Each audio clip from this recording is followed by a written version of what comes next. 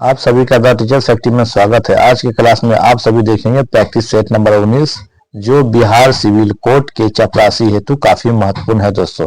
इसमें आपको हिंदी और इंग्लिश के कुल 50 प्रश्न आपको आज के सेशन में मिलेगा दोस्तों। इस बार बनना है सिविल कोड का चपरासी अर्थात प्यून, तो इस क्लास को आपको पूरा देखना होगा दोस्तों। चलिए, हमारे चैनल पर बिहार सिविल कोड के चपरासी अर्थात प्यून हेतु प्रैक्टिस सेट नंबर 1 से लेकर 18 आ चुका है। इसमें से अगर किसी प्रैक्टिस सेट को आप नहीं देख पाए हैं तो हमारे इस चैनल के बिहार सिविल कोड चपरासी अर्थात प्यून के प्लेलिस्ट में जाकर उस प्रैक्टिस सेट को देख लीजिए, जिससे आपको परीक्षा में काफी लाभ मिलेगा दोस्तों।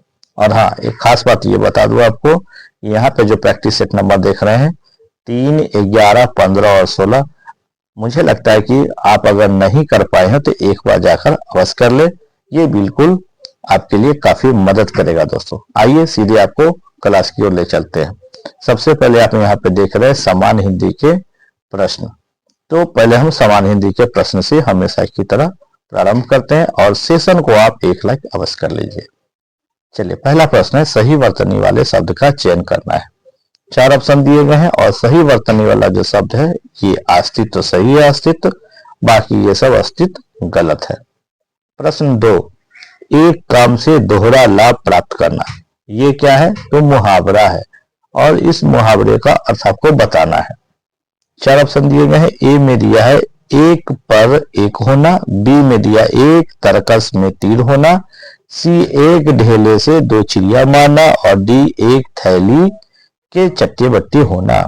और आंसर होगा ऑप्शन नंबर सी, एक ढेले से 2 चिड़िया मारना। प्रश्न नंबर है 3, इसे भी आप ध्यान से देखते चलिए।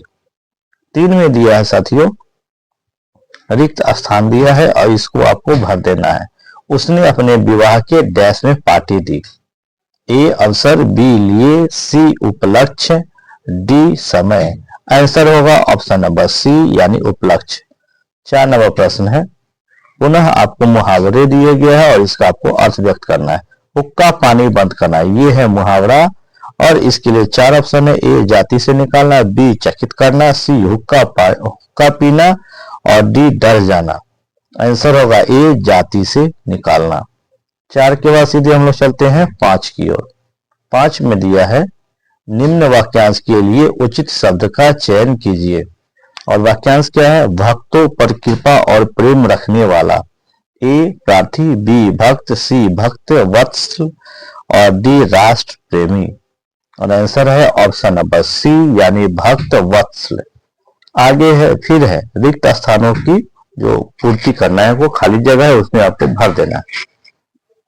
अब भारत में भी गगनचुंबी डैश का निर्माण होने लगा है। ए में दिया है भवनों, बी भावों, सी भवनों और डी भावन। और आंसर होगा 6 का ऑप्शन नंबर सी यानी भवनों। अब भारत में भी गगनचुंबी भवनों का निर्माण होने लगा है। प्रश्न है 7, इसे भी ध्यान से देख लीजिए। 7 में दिया है पुनः वाक्यांश दिया है, आपको एक शब्द देना है। क्या है? जो सब काम अपने भरोसे करता हो, उसको क्या कहते हैं? ए में दिया है स्वतंत्र, बी स्वावलंबी, सी पराधीन और डी परावलंबी। और 7 का आंसर है ऑप्शन नंबर बी यानी स्वावलंबी। प्रश्न 8, सही वर्तनी वाला शब्द आपको चुनना है। ए में दिया है, देख लीजिए ये सारा कुछ यहाँ पे ए बी सी डी सारा दिया हुआ है और जो सही आंसर है इसमें ऑप्शन नंबर बी सही है, कृपया। ठीक है। प्रश्न नंबर 8 नहीं, इसको जरा ध्यान से देखने की जरूरत है। इसका आंसर होगा ऑप्शन नंबर सी। ठीक है, कृपया। और ये बाकी सब जो है गलत है। 9 नंबर को देख लीजिए, विद्युत का आपको पर्यायवाची शब्द देना है। ठीक है, तो पर्यायवाची के लिए इतने सारे ऑप्शन दिया है। ए तरिणी, बी चपला, सी अपगा और डी वनिता। और आंसर होगा 9 का ऑप्शन नंबर बी। बी में क्या दिया है? चपला। प्रश्न 9 के बाद सीधे हम लोग चलते हैं 10 की ओर। 10 को ध्यान से देखिए। 10 में समानार्थी शब्द आपको देना है। ठीक है, किसका समानार्थी शब्द देना है? तो दिया हुआ शिकारी उसका। ए अहेर, बी आखेटक, सी मृगया और डी आखेट। पर्यायवाची समानार्थी सब एक होता है, ठीक है।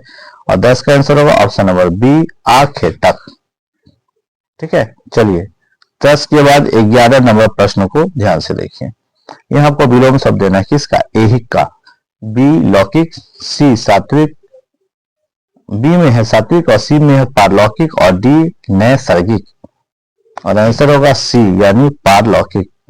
प्रश्न 12, कौन सा विलोम युग्म सुमेलित नहीं है, ठीक है। विलोम युग्म मतलब यानी आपको शब्द भी दिया उसका विलोम भी दिया, उल्टा भी दिया, तो कौन इसमें से सही नहीं है। 4 ऑप्शन दिए गए हैं, जैसे ए में दिया है जय का पराजय, बी अनुराग का विराग, सी शुभ अनिष्ट और डी भूगोल का खगोल। और आंसर हो जाएगा 12 का सी यानी शुभ अनिष्ट। 12 के बाद सीधे हम लोग चलते हैं 13 की ओर। 13 को ध्यान से देखिए। 13 में दिया हुआ है दिए गए वाक्य किस भाग में त्रुटि है, वह एक आवश्यकीय कार्य से बाहर गया है। तो ये हो गया आपका वाक्य। 4 ऑप्शन दिया है, ए वह एक, बी में दिया से बाहर, सी में लिख रहा है कि गया है और डी आवश्यकीय कार्य। और आंसर हो जाएगा 13 का डी आवश्यकीय कार्य। प्रश्न 14, मुमुक्षु रेखांकित शब्द के लिए वाक्यांश का चयन करना है।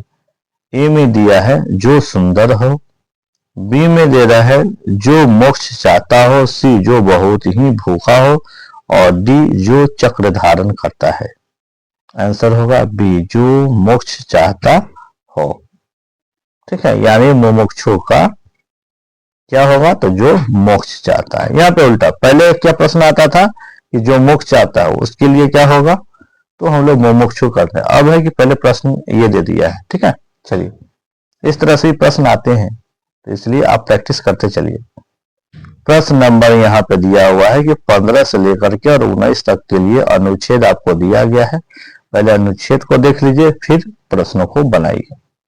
प्रश्न है सड़कें डैश है, और आगे दिया है गंदा पानी गली गली में डैश, फिर आगे है बराबर डैश दी जा रही है कि शहर को डैश रखे, फटी खुली चीजें मत खाओ पर डैश सुनता है।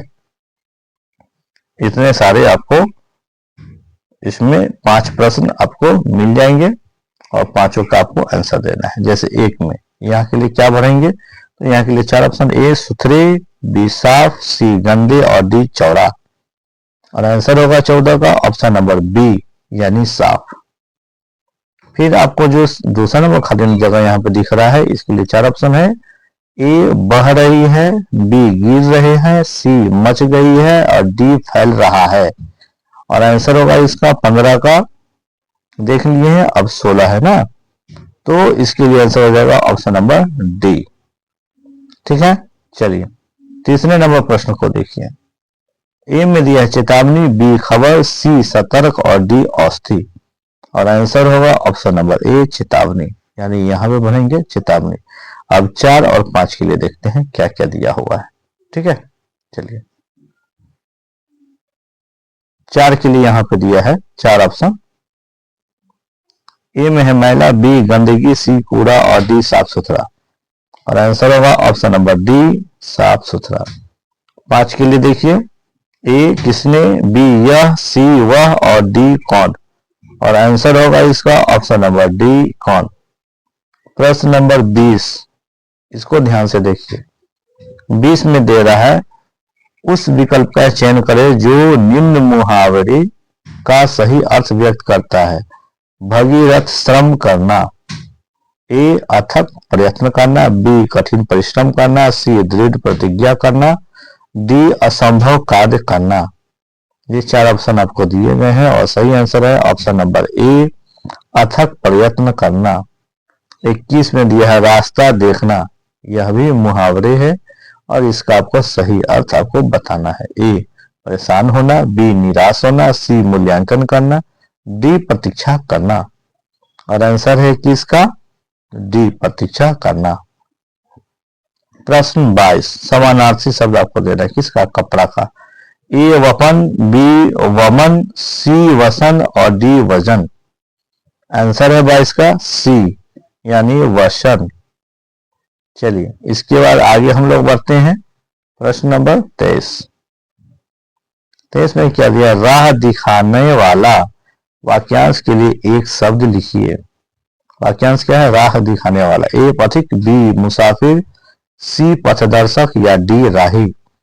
और 23 का आंसर है ऑप्शन नंबर सी यानी पथदर्शक।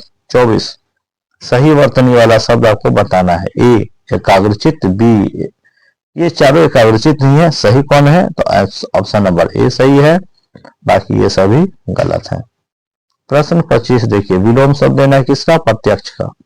ए अभिमुख, बी समीप, सी सम्मुख और डी परोक्ष।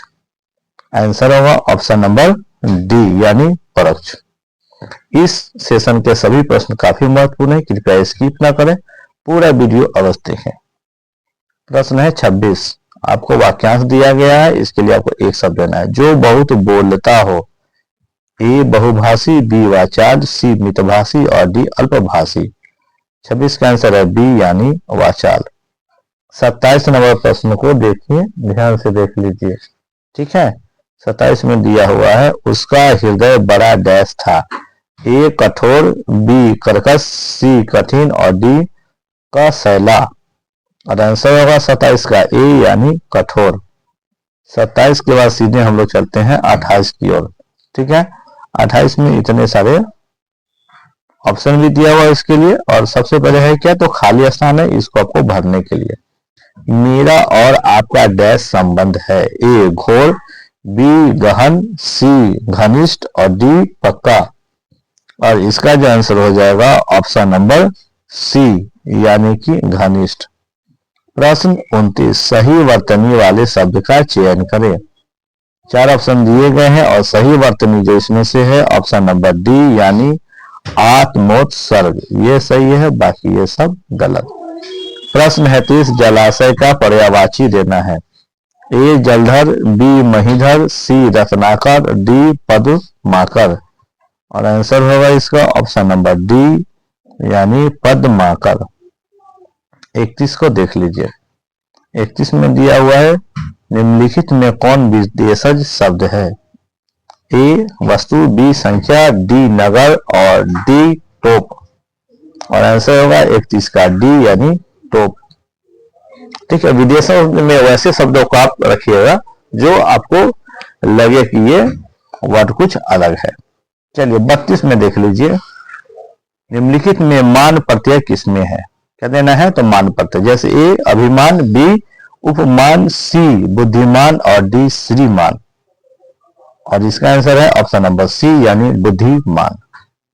प्रश्न है आगे 33। दुशासन का सही संधि विच्छेद करें। इससे पहले भी ये सेट में आया था, फिर देख लीजिए क्या होगा।